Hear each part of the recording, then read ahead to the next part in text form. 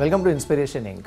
We have a very inspirational person with us today. We have Mr. Keki Mistry from HDFC with us. Sir, thank you so much for joining us, and it's a pleasure having you on this show. As the name goes, we are going to talk about your professional journey and also about your personal journey.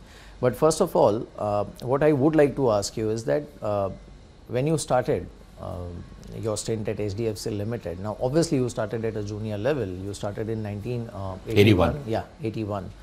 So did you imagine that you will reach right at the top when you started at HDFC? Because you already had two stints before that, including HUL. No, I had only one stint before that, which was for a very short period of time. I'd worked for 2 years with Taj Indian Hotels, and then I left Indian Hotels and joined HDFC. So I joined HDFC as Assistant Manager Accounts. My core competence or my love was always finance. So numbers, finance, anything to do with numbers excited me always. So it started off as Assistant Manager Accounts, then it became Manager Accounts the next year in 1982. Then I was Chief Finance and Planning, then I took over personnel also for a while, and it was a variety of different roles. I joined the board of HDFC in 1993 as an Executive Director, and then in 2000 I became Deputy Managing Director.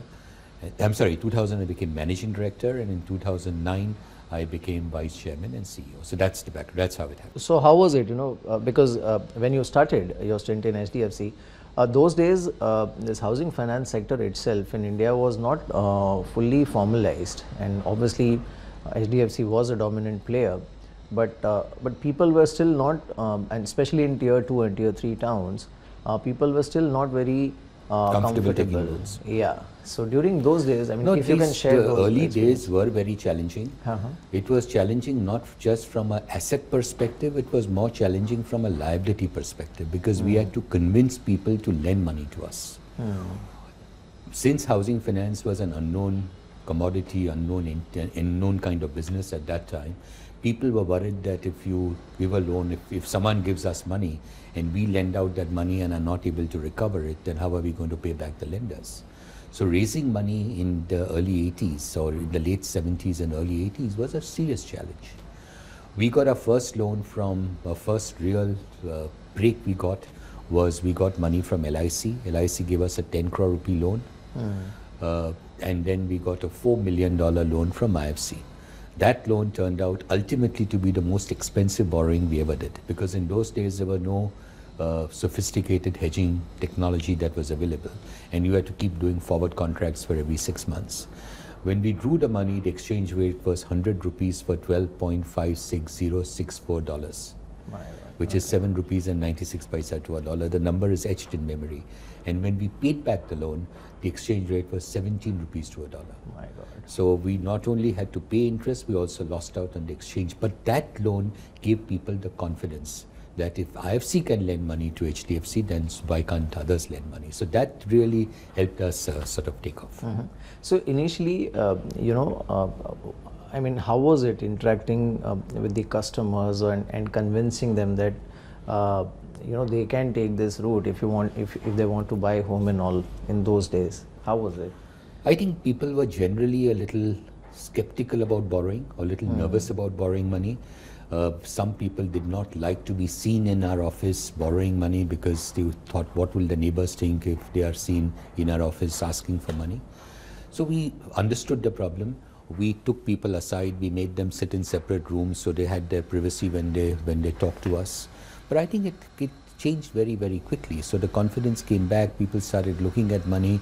I don't think that debt averseness, which was so prominent in the late 70s and early 80s, just went away over a period of time. Yeah, in a way. But even today, a lot of people like to pay back their liability quickly. So even though our average term of a loan is 13 years, on a duration basis, the duration is only about 5.5 years, because of two reasons. One is all loans are amortizing loans.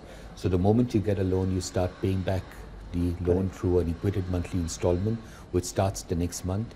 And the other reason is prepayment. And we've seen historically over the last more than 20 years that anything between 10% to 12% of our loans outstanding at the beginning of the year tend to get prepaid during the year. And these are not prepayments because someone is refinancing the loan. Most of these are prepayments because someone does not want to continue with the liability. He wants to pay back his liability as quickly as possible. A lot of these are part prepayments, so you get a bonus at the end of the year. You use that bonus to reduce your liability to make a part prepayment of the loan. Right. But you know, if we sort of draw a parallel between the journey of HDFC and somewhere the journey of India as a nation, I think HDFC and you have played a very, I would say, role of an engine as far as this housing sector is concerned, because one, it was not a formal sector in those days. In a way, HDFC formalized it, and also it almost created a new vertical for rest of the companies to follow. When you look back, what kind of satisfaction you get out of that? Because it encouraged so many other companies to enter this business, which was so far unexplored. Which is true. We actually helped create our own competition. If you go back to the 80s, State Bank of India, Canara Bank, variety of other public sector banks wanted to do housing finance, and they wanted to set up a separate company to do housing finance. And HDFC got into partnership with these banks to start a housing finance company. So we actually created competition for ourselves, and we did it intentionally because we wanted housing finance to spread across the country. Of course, over the years, it has really spread across the length and breadth of the country, and today, even in the smallest of towns, smallest of villages, housing finance is available. That's true. We've kept our growth well. We've always targeted a growth which is in the range of 15 to 18% year after year, and we have consistently grown at a rate which is in that band, a little higher than that band, and this I'm talking of the last 30 years or more.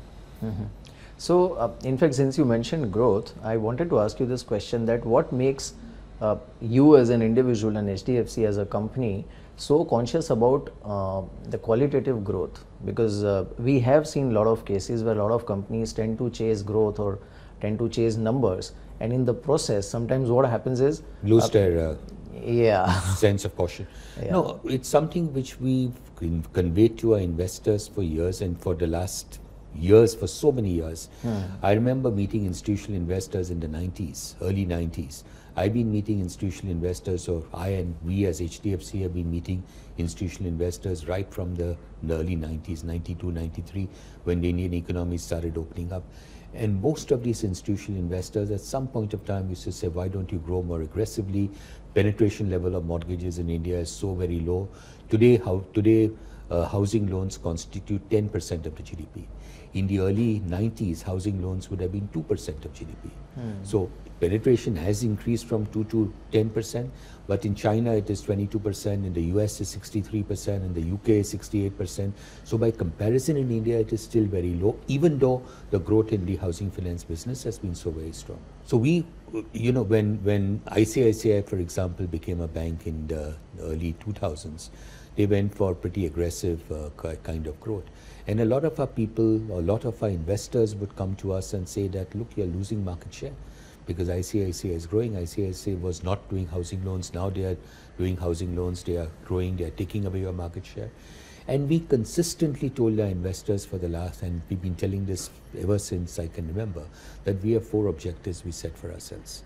Our first objective is to give quality loans, focus on asset quality, which is reflected in the fact that right from 1977 when we started till today in 2019, our total loan losses, money we've not been able to recover, we had to write off, has been only 8 basis points of what we've disbursed cumulatively. And this is in history, not in 1 year, over this period, over 40 years. Our second target was revolved around operational efficiency. And we said that we will continue to focus on operating systems, we'll continue to better our systems, reduce our costs and things like that. And that is reflected in the fact that, for example, for March 2018, our cost-income ratio stood at 7.6%, which is actually one of the lowest cost-income ratios that you will see in the financial sector, not in India, not in Asia, probably in the world, or one of the lowest. Our third focus was on growth. It was not that we were not on growth, but we never chased market share. We believe that in the financial services business, getting market share is never a challenge. Correct. When you're in the business of lending, there is no dearth of people who will want to borrow money from you. So if you sacrifice margins, or if you sacrifice your appraisal norms and start giving weaker quality loans, you can grow as fast as you want. But that is not a recipe for long-term success. And in the medium term, you will start facing difficulty, because the loans you've given out in the past, you will not be able to recover. So we said we will never chase market share, but we will want to grow at a pace that we will set for ourselves each year, looking at what the market conditions were. And the fourth focus we had was on profitability. Profitability as measured in terms of return on equity. And of course, at the top of everything else was customer service. So we said that we must focus on customer service. Customers are really everything to us. We worked on customer service, we focused on customer service, we let every single employee in HDFC go through programs on customer service. And this is not today or yesterday, this was done in the late 70s and early 80s when we had no competition whatsoever. Right. You know, before we move on, I want to ask you a personal question. When you joined HDFC, now obviously because you were a chartered accountant and there were many other options also in front of you, what made you take up this particular job? Because one, it was, I would call it a sunrise sector. At that point, it was a sunrise sector, and it was, the industry had just started as far as housing finance is concerned. So was there ever that doubt or thought in your mind that probably you should explore some other options or look at some other options? There was never a doubt in my mind. There were offers that came my way in the 80s and early 80s and mid 80s and things like that. Offer from foreign banks, for example, offering higher salaries and stuff like that, but there never was a temptation to leave. There wasn't a temptation to leave because this was, as you said, a sunrise industry. It was an industry which was completely unpenetrated. There was no one doing housing loans. The growth opportunity in the sector was enormous. HDFC was a very young organization at that time. We were an organization where there was a lot of, I would say, a lot of people with passion, people who wanted to make things work, make housing loans more affordable, more easily available to individuals. And most importantly, we had a very good work culture, extremely good work culture. And that is something we focused on right from the beginning. We created an atmosphere, a work atmosphere, which was completely devoid of politics. And that to me is one of the biggest achievements that HDFC had over the years.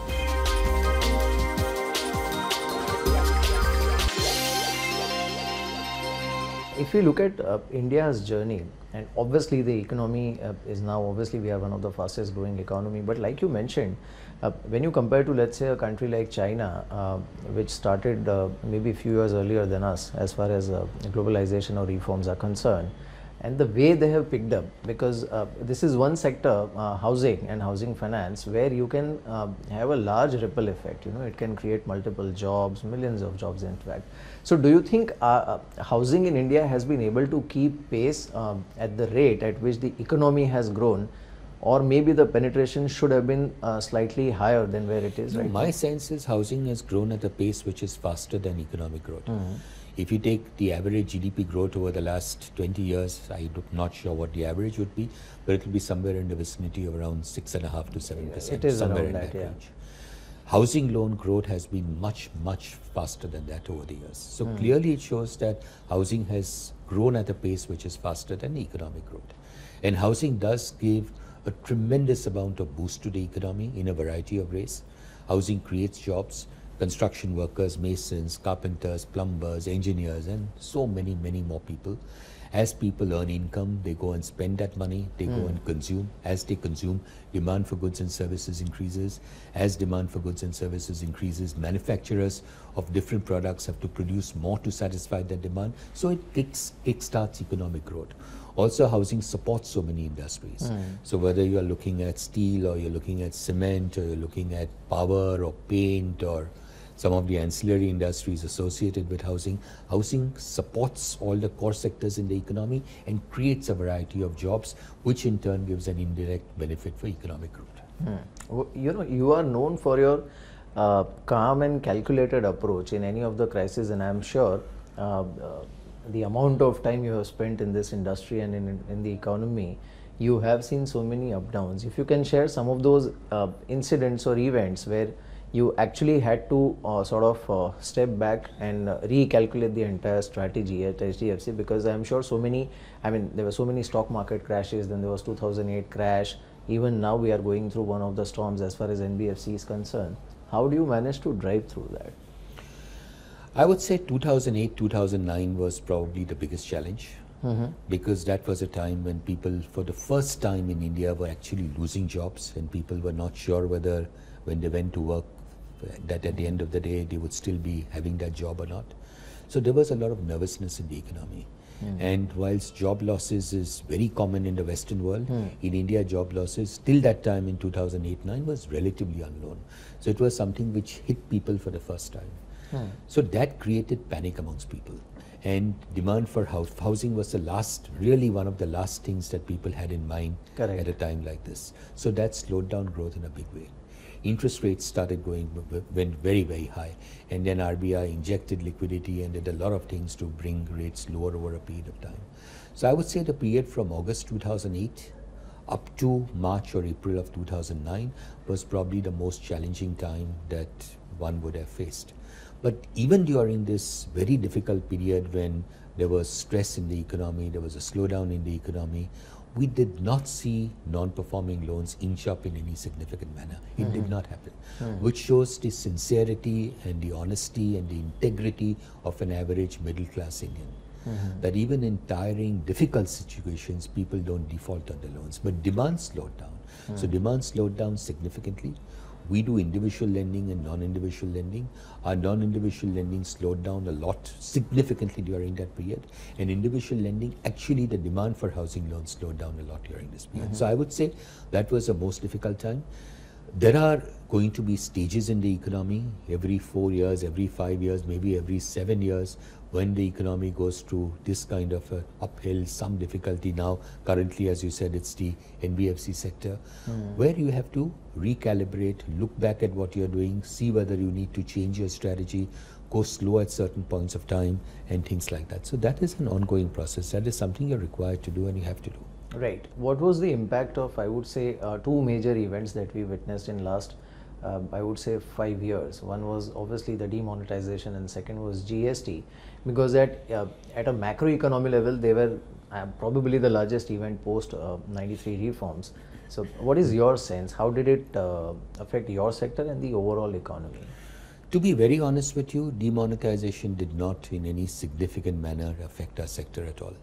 And at a personal level, and I'm giving you a personal view, I always thought that demonetization was truly something which needed to be done in the economy, because there was so much of black money in the system, and all these years people were saying that there is, people are not paying taxes and getting away with it and accumulating black money, and it's so unfair on the salaried class, because on every rupee of income that they earn, they pay taxes. So I think it was a right move. And it did not affect demand for housing loans at all. So if you see growth rates did not in any significant manner slow down during that period. Maybe a little bit in the period November, December 2016, but just for a couple of months. And after that, the growth came back. So demonetization had no impact.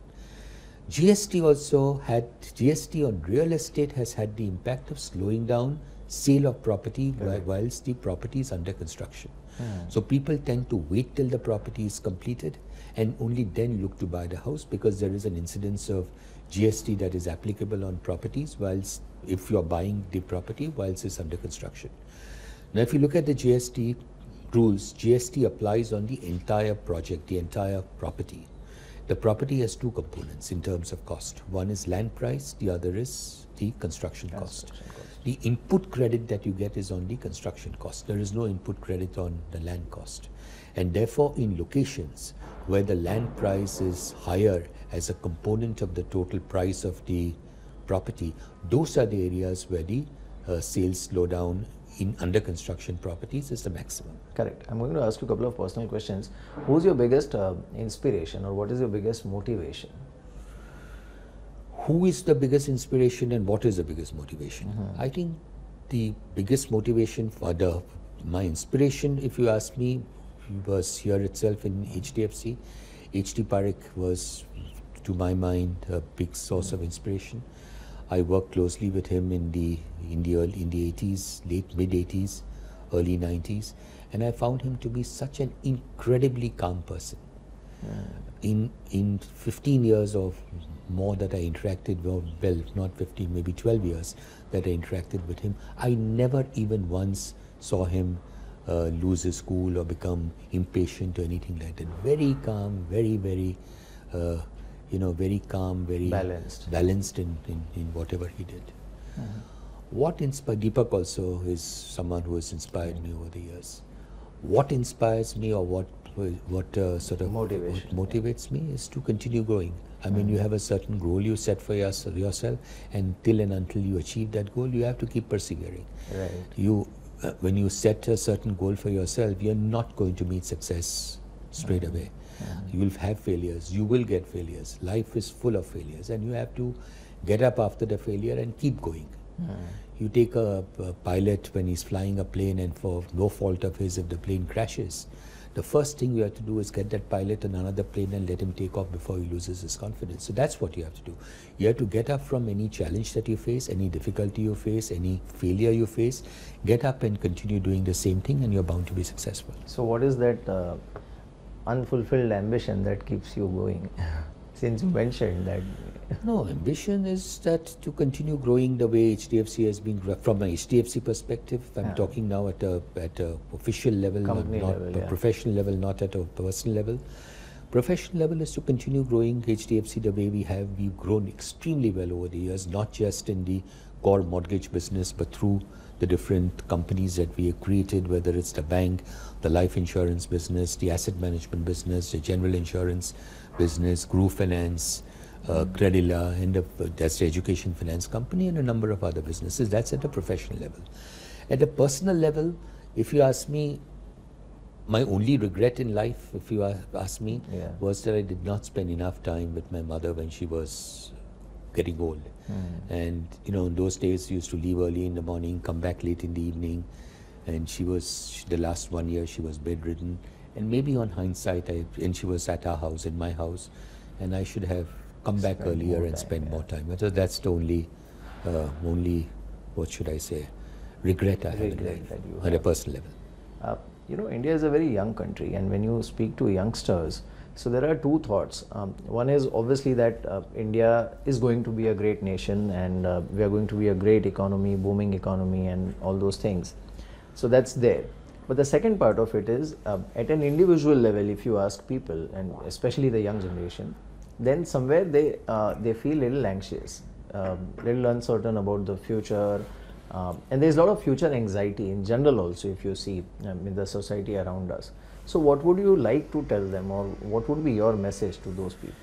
See, competitiveness in the atmosphere has increased a lot, not just in India. You see this anywhere in the world. You go to the US, you go to the UK, you go to Asian countries, you will see that competitiveness amongst the younger generation increasing over time. And I think everyone wants to achieve something very, very quickly. So you have to have patience. In life, success, I told you that earlier, success does not come at one stroke. You will have failures in life. You have to set your goals from a long-term perspective, and not set your goals thinking that in 2 years after I join, I'll become a general manager, I'll become a director. It's not going to happen. So you have to have the patience, you have to have the perseverance, and carry on doing what you're doing. Do what you're good at doing. Don't do something because somebody else is telling you to do it. If you think that your natural aptitude is in arts, for example, then pursue arts. If you think your natural aptitude is in acting, then pursue acting. Don't do something which is against your passion. Do what you're most passionate about, and you're bound to be successful. Right. Thank you so much, sir. It has been a pleasure speaking to you. Thank you. And all the best. Thank you very much. Thank you so much.